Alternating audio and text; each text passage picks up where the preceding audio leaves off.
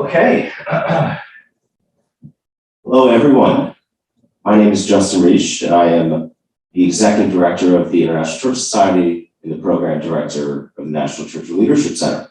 And I thank you today for joining me and my guests for this conversation titled A Union of People, Northern Ireland, Today and Tomorrow. So today I'm joined by Doug Beattie, a member of the Northern Irish Assembly and leader of the Ulster Unionist Party. Doug, welcome to the National Churchill Leadership Center. Thank you for being here on what I think is a whirlwind trip for you. So if I can ask and have you start, can you tell us, myself and our audience online, a little bit about yourself? Where are you from? I know you have an extensive military experience. And how did you find yourself in politics after that career? Just, I mean, we could probably speak for an awful long time about where I come from, but I think we all can in essence, because where we came from shapes who we are today. Look, I come from a military family. My father was a soldier, and we travelled the world a lot. And then we finally settled back home in our hometown in Northern Ireland when I was 10 years old. And at the age of 10 years old, one of my overriding memories is coming down the stairs as a 10-year-old to watch my mother fall to her knees screaming as she was told that her younger brother had just been murdered by terrorists. I don't see myself as a victim, but it's one of those things that shaped me. And my mother then died at the age of when I was just 15. And again, something that shaped me. And then I ended up joining the military at the age of 16, because you can in the UK, having left school with no educational qualification whatsoever. I don't say that because I'm proud of it. I say that because that is the way life took me. I left school with no educational qualifications, and I joined the military.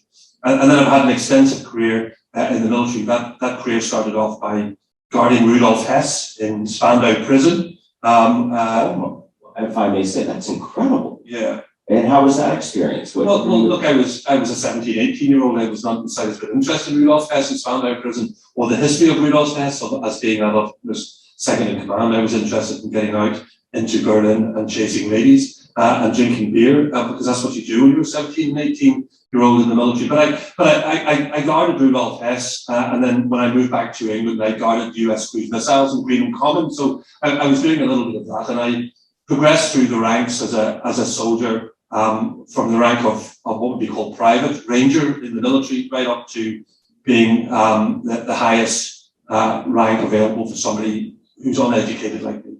And then from there, I managed to get commissioned to become a captain.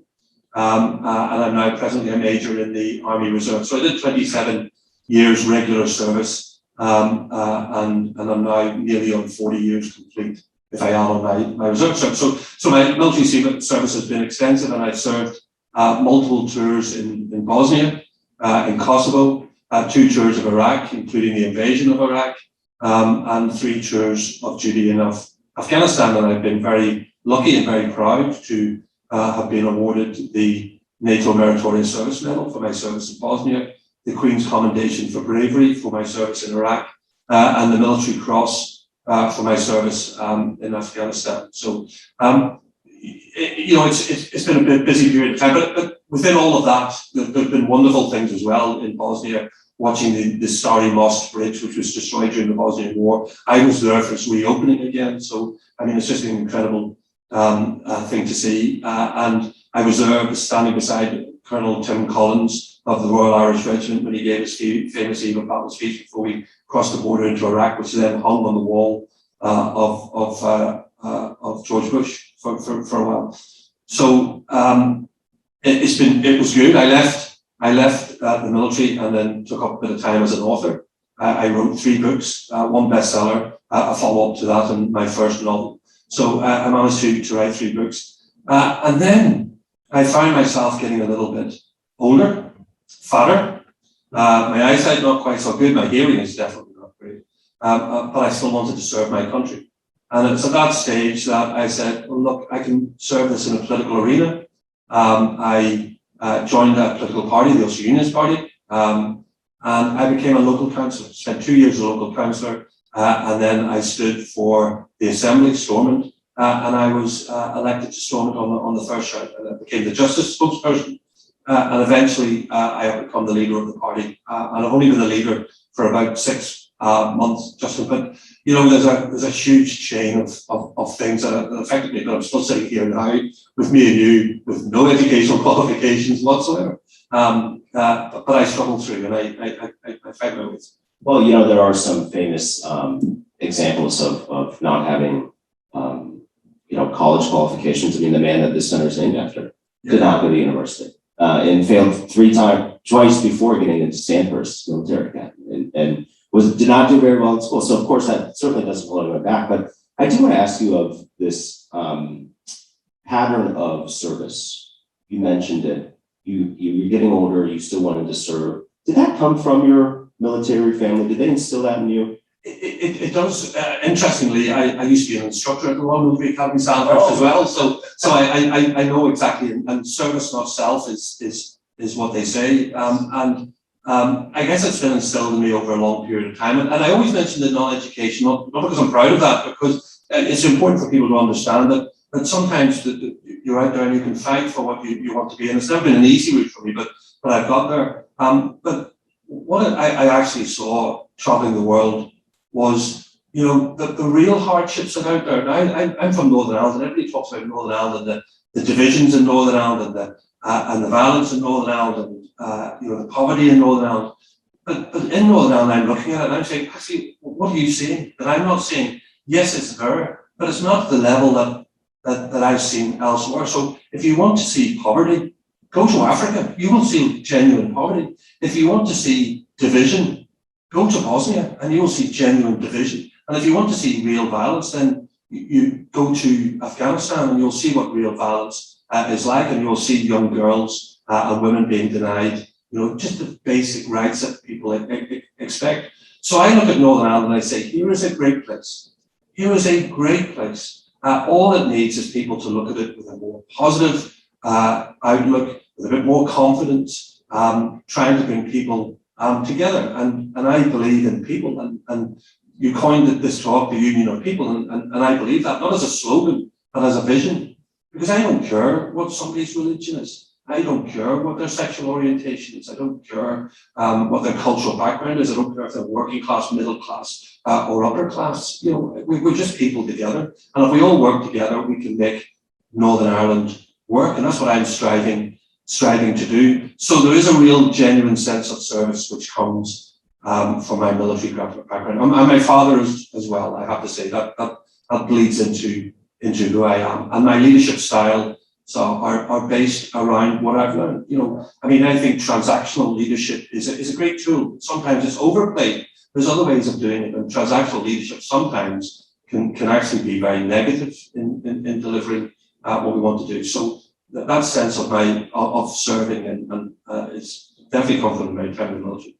And a little later in our conversation, I'd love to hear your thoughts on your plans as leader of the party and what the party's goals are. I will say for those listening, we will have a few minutes after my conversation with Doug. So please send in questions via the Zoom Q&A function, and I'll read them out a little later on. I have to ask you, Doug, as someone who was awarded the Military Cross who served in Afghanistan, what was your reaction to the abrupt withdrawal of forces in August and September? Just I was horrified. Absolutely horrified. And I'm not horrified because it isn't time to leave. I understand that eventually we would have to leave the place. But I don't think it was handled very well. I thought the collapse of the government was truly breathtaking. There's a corruptness within the Afghan system, which means that the government really had problems holding its own. But I think there was genuine belief that they would be able to hold its own for a year or maybe 2 years. But they couldn't, and we've handed everything back to the Taliban. And it's the same Taliban who we got out of that place, who are back in again. Make no mistakes, there's nobody has got better here. You know, what we're going to see in the future is human rights abuses that we saw whenever the Taliban were in charge before. But I remember all of those people who I got to know when I was there, Afghans, who I created huge friendships with, who believed in me and believed in us. And I remember the last time I was in Afghanistan, it was 2012, and when I was leaving, I saw a real confidence in the people, and that's all now gone. So I find it really difficult to think about and talk about, and all of the things I had to do in war, and war is brutal, it's not nice. I was fighting battles hand to hand. We were using bayonets. It was pretty brutal stuff. And then you look back and say, well, what was it all for? And I look at my friends who I lost, and I lost many friends killed there.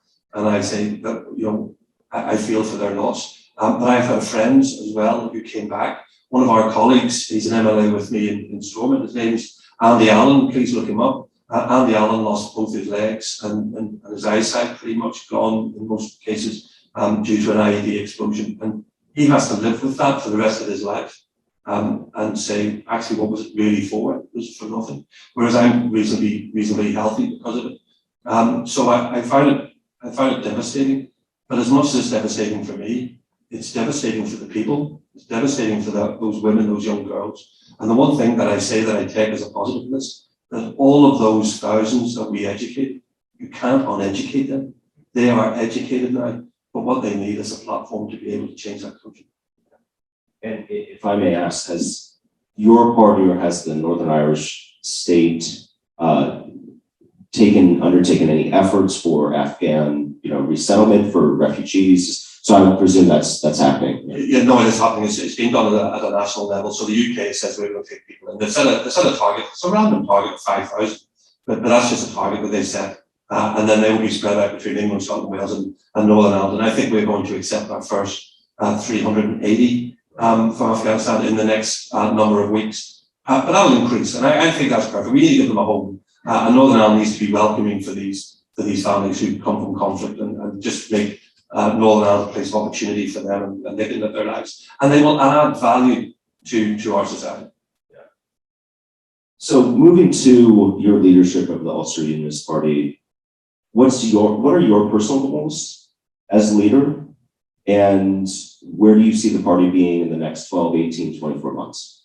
Well, listen, my goals are the party goals. So for myself, it's all about what the party can do, and I've been very clear. And one of the reasons I'm sitting here just is because of one of the things I'm trying to achieve is unionism in Northern Ireland has been far too busy talking to itself and not talking to other people. And I want to change that. Unionism has been far too negative, and I want to change that. I want it to be more positive. I don't want it to be pessimistic. I want it to be optimistic. I want it to see the positives, not the negatives out there. So I want to change that mindset within my party, and through my party change it with people's views of unionism, and where I can do that within the confines of the British Isles, Northern Ireland, Southern Ireland, England, Scotland and Wales, and I have done, and Tom Tugendhat came to our conference, as did a Scottish MP and a Welsh elected representative came to our conference to show what's happening in this part of their parts of the United Kingdom.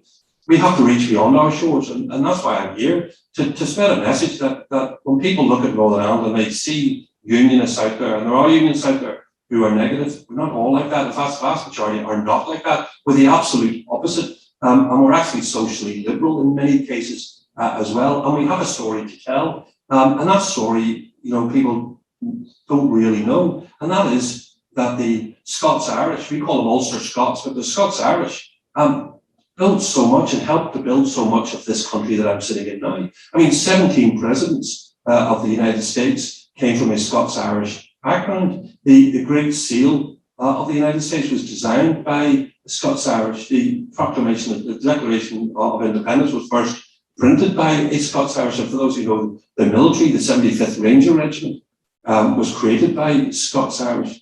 So we've got a story to tell where we helped build this, but more than that, we have cultural links and political links that go an awful long way. What I want to do is just create friends, people who I can say, look, here is us in Northern Ireland. We have a story to tell, not at the detriment of somebody else's story, but alongside their story, and get them to listen to what we are trying to do and we are trying to achieve.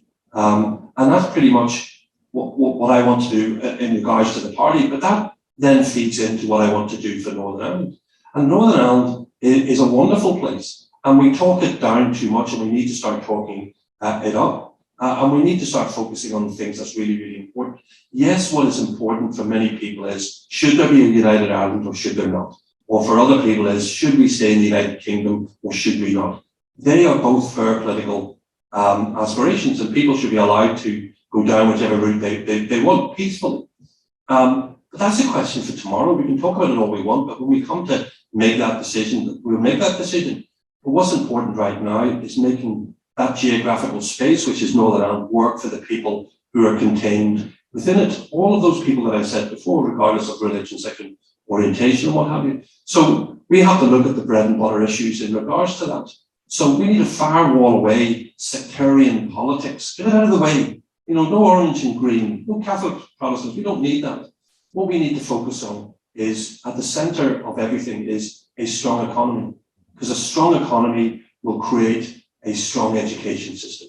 A strong economy will create strong infrastructure. A strong economy will give us a good health service. It will do all of the things that we want to do. It will create jobs. And, you know, young men, young women, you know, having a good job, getting up in the morning with a sense of purpose, going to bed at night with a sense of fulfillment, is how we improve our well-being in Northern Ireland. Having housing stock, which is cheap for those who need it, you know, but is of high quality. So we have to work on things like that. So we are focusing on a prosperity and a well-being agenda. And we will talk to everybody to do that. I've had multiple meetings with the Taoiseach in the Irish Republic, Micheál Martin, who I respect very, very heavily, actually, and with Leo Varadkar and with Simon Coveney, and we've given our vision. And there's so much that we share both sides of the border. We're two jurisdictions, fine, but we share an awful lot. I'm sitting here now talking to you, Justin, and the wonderful people on Zoom, and they probably look at me and think, there's Doug Beattie, he's a unionist, he's British. I'm Irish.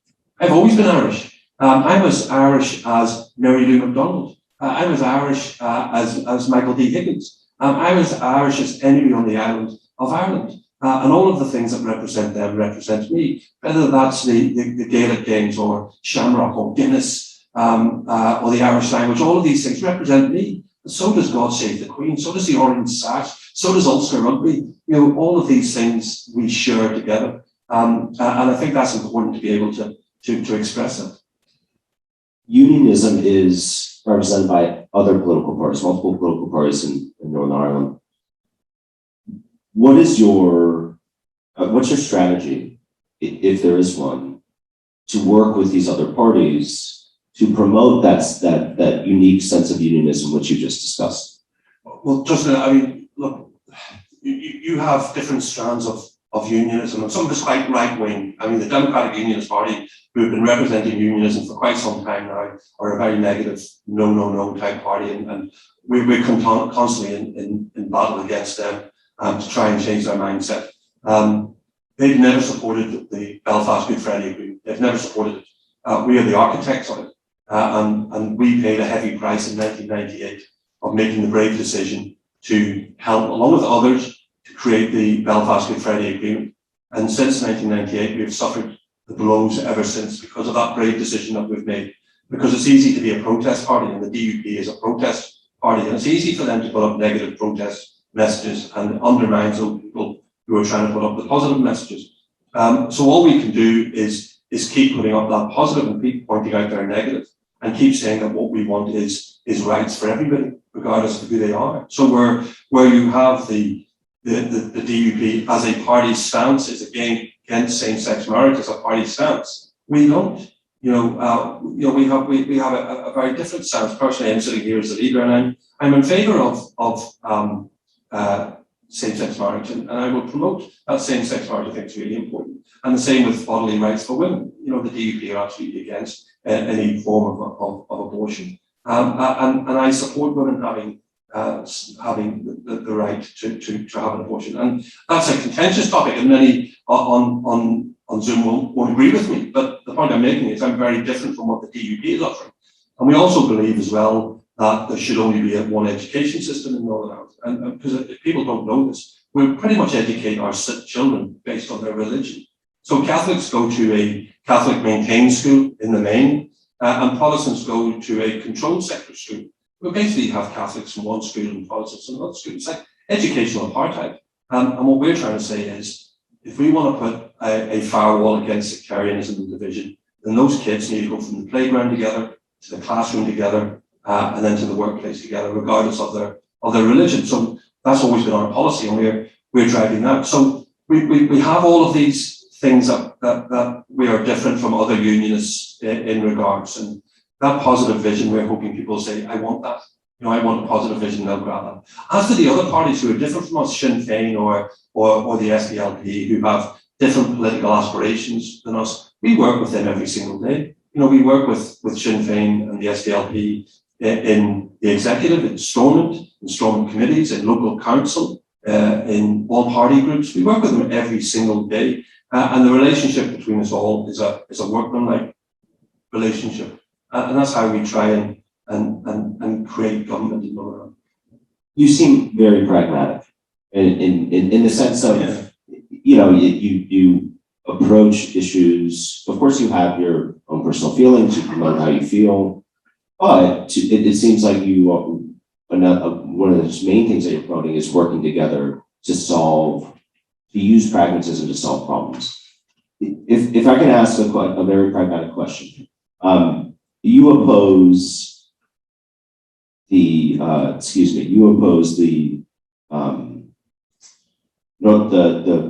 Ireland Protocol, Brexit Protocol. Yeah. And that seems like from a pragmatic ground point of view. Yes.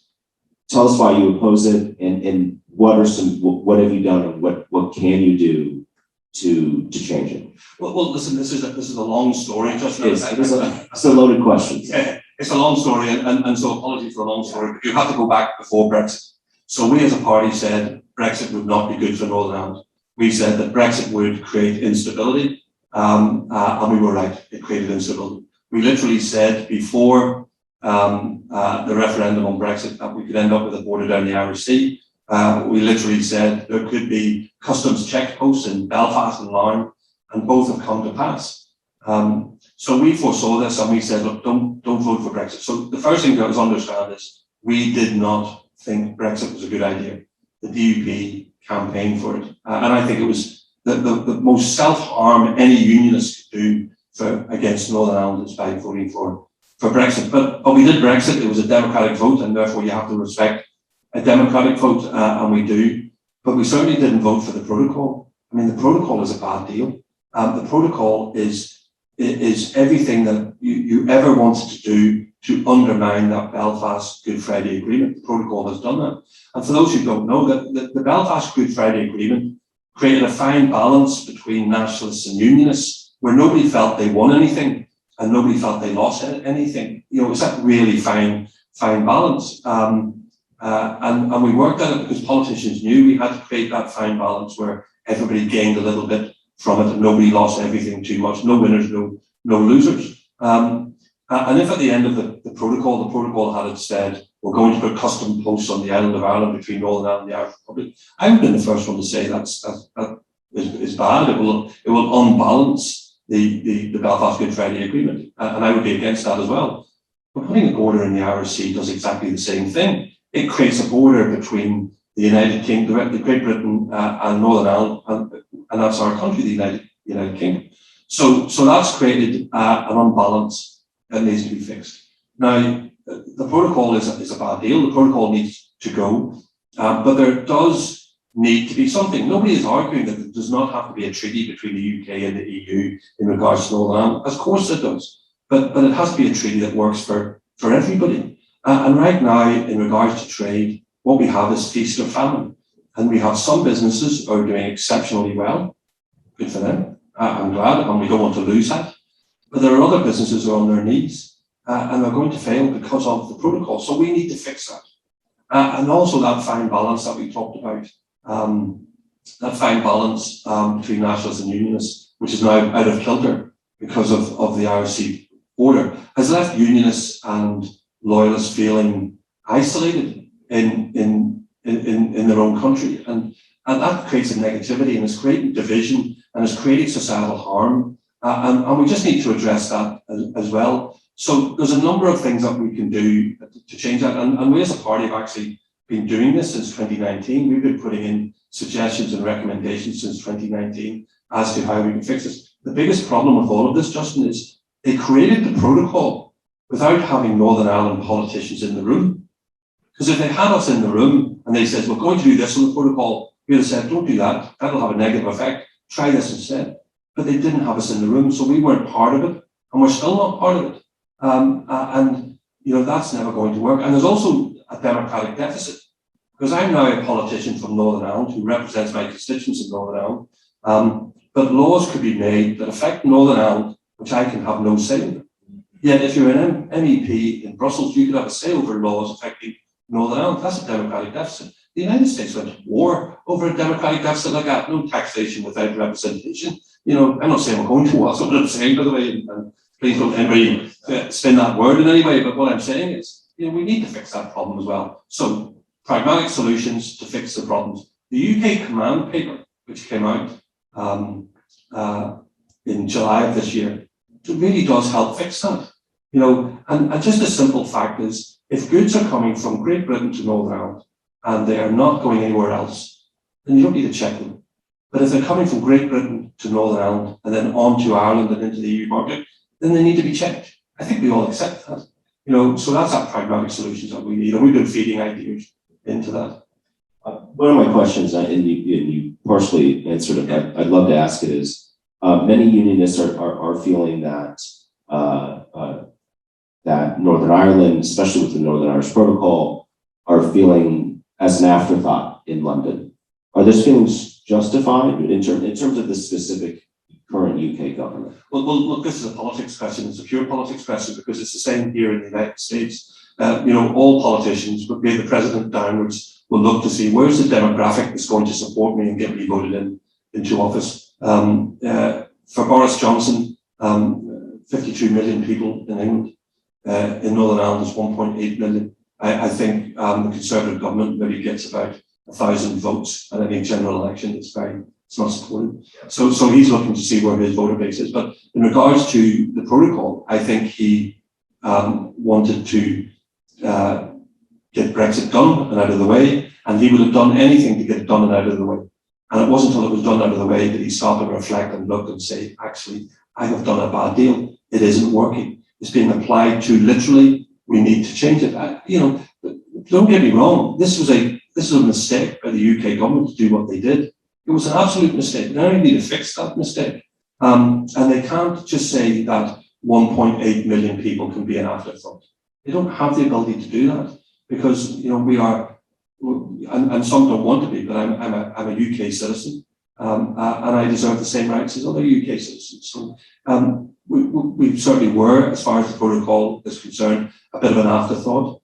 But you know what? We had Northern Ireland politicians in Westminster who had influence, and they didn't use it. And guess what? They were DUP again. So it's really frustrating when you look at this and say, if I was in Westminster at this time, this is what I would have been doing and saying, in order to address this. And why we ended up in the position we are now is truly awful. But I go back to the Belfast Good Friday Agreement as well, just if I can, because everything spins around this. Anything that damages that historic agreement from 1998, can't remain, and the protocol damages it. And it was said to me quite simply by the EU ambassador to the UK. He said to me, and I said to him, I said, look, the protocol damages the Belfast Good Friday Agreement. He says, yes, but not as much as Brexit. And I said, well, you're missing the point. You're still damaging it. Let's not compound the damage. So we need to fix the mistakes that's been made. And I always appeal to the EU, and I've met Mara Sescovic from the EU, and I appeal to the EU who keep saying to us, yes, but this is what the UK government agreed. And I keep saying to them, but it's having a really detrimental effect on the people of Northern Ireland. So please stop using the line, this is what they agreed, when it's damaging. Let's fix the damage. So I'm solution focused, not problem focused. If I may ask about the Good Friday Agreement, which is now more than 2 decades old, there are still some small paramilitary groups exercising, influence in communities in Northern Ireland. Do you think that the British government should deal with them directly, appeal to them directly, such as the UDA, UEF, as the British government did with the IRA in the 1990s? Just as they are. They're already dealing with them. And it's not a small number. We're talking about 1,200 people, 1,200 paramilitaries who are loyalist paramilitaries we're talking about. And the IRA still exists as well. So and there's other Republican organizations, the INLA still exists as well. dealing drugs and carrying out beatings and shootings. You know, and a lot of this has now turned into narco gangs who are peddling drugs and coercive control to get money from the communities they say they serve, but actually they're actually bleeding dry. The UK government and the Irish government talk to these paramilitaries already.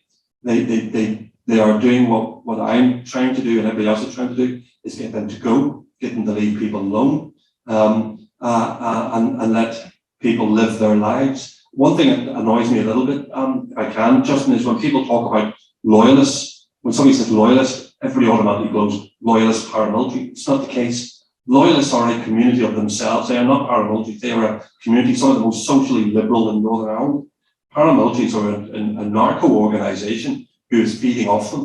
And we need to get rid of these paramilitaries. And if these paramilitaries do not want to leave in their own time and they're still active, then it's a duty of the police to break these gangs.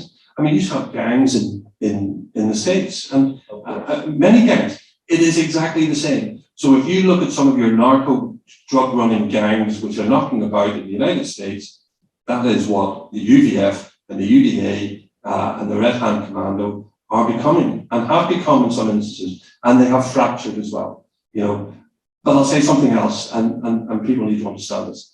Some people who are members of the UVF and the UDA and Red Hand Commandos during the Troubles have moved on. And they are having a very positive input onto society. And just because you had a past does not mean you can't have a future. So we need more of those people who are doing that. And the ones who are still bleeding our communities, if they're not going to move themselves, then the police need to get in, break them up and get them in jail. If I can add, so my last question, then we'll see what questions people submitted. Let's go back to, you stated you supported gay marriage and abortion. You also helped bring through a bill that banned gay conversion therapy in Northern Ireland, if I'm correct.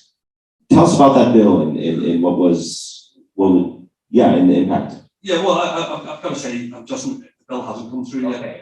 So I brought a motion for the Assembly to debate the conversion therapy and the harmful acts of conversion therapy, and it passed, and it became a catalyst because the conversion therapy and the banning of conversion therapy then appeared in the Queen's speech, and it's now one of the government's tenets to get rid of conversion therapy in England and Wales. That will be the same then in Scotland, and Northern Ireland will hopefully follow suit. The important thing about this is, we made this clear, that we're not talking about anything that attacks anybody's civil liberties here or anybody's religious liberties. That they need to stand and people need to be left alone here. What we're talking about is coercive, damaging practices that need to be stamped out.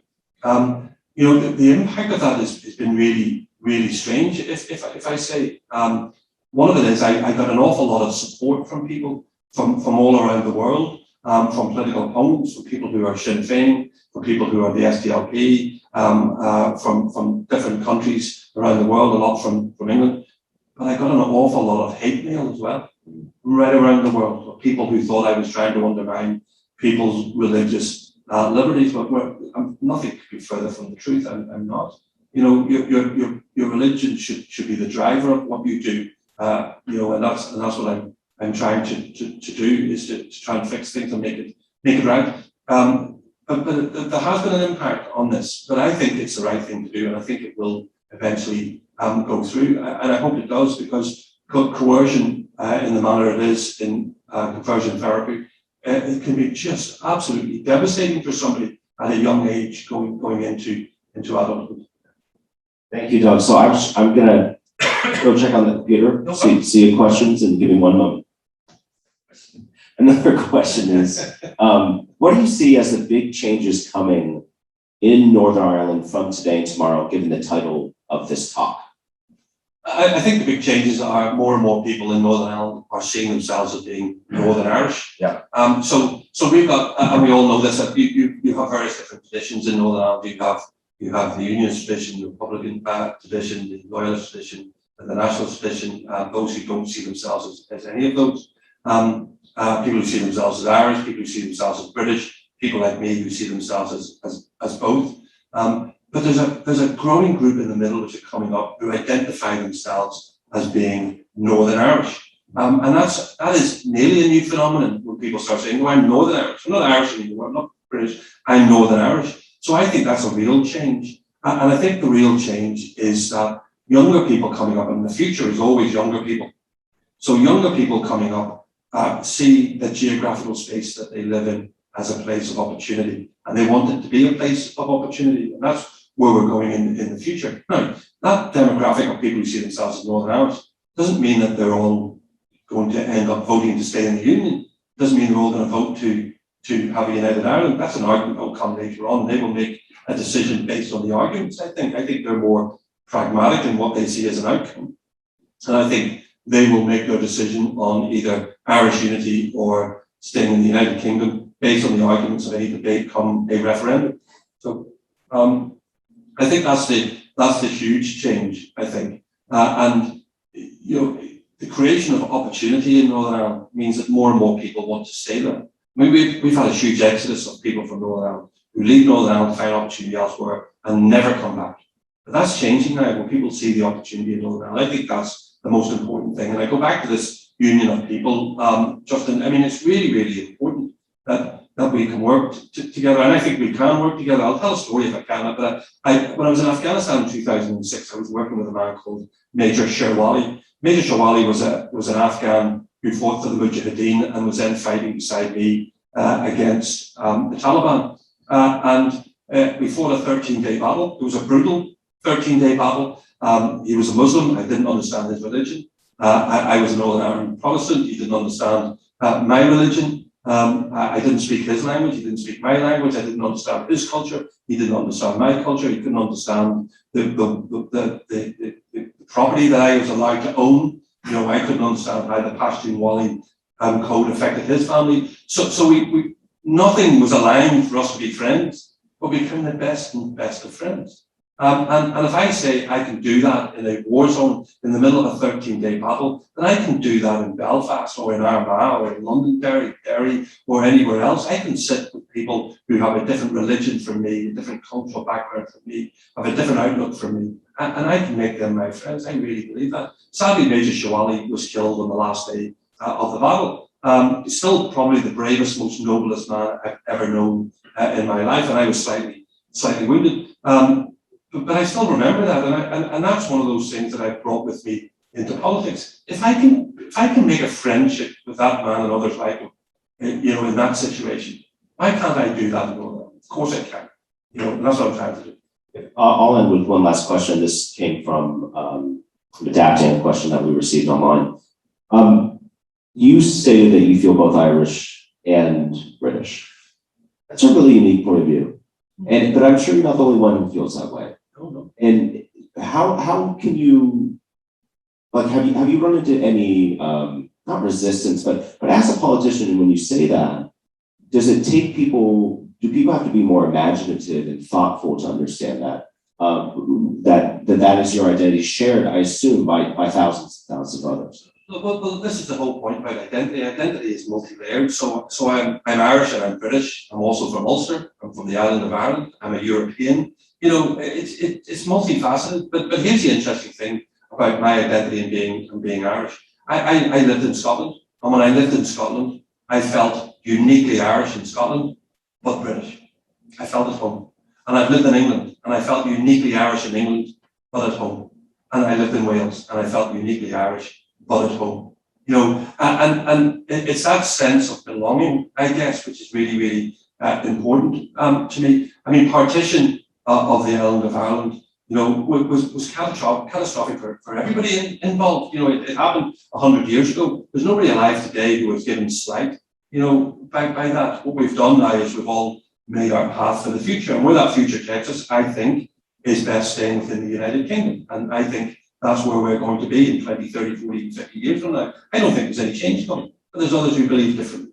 But you ask me if it's challenging, and it is challenging because there are people who see themselves as pure Irish who will deny me my Irishness, who will literally look me in the face and say, you can't be Irish because you're also British. So there are people who will do that. And then there's people on the other side who will say, you can't be British because you see yourself as Irish. You know, so you tread that in the middle. But, you know, I think that's important that people understand that identities are multi-layered. You know, and I won't deny anybody their identity. I won't deny anybody their culture. We may have disagreements on how to achieve something, but I won't deny anybody it. And therefore, nobody can deny me what I am. Yeah. Doug, I really appreciate your time. Thank you for coming in today. Oh, it's a real pleasure. Real pleasure.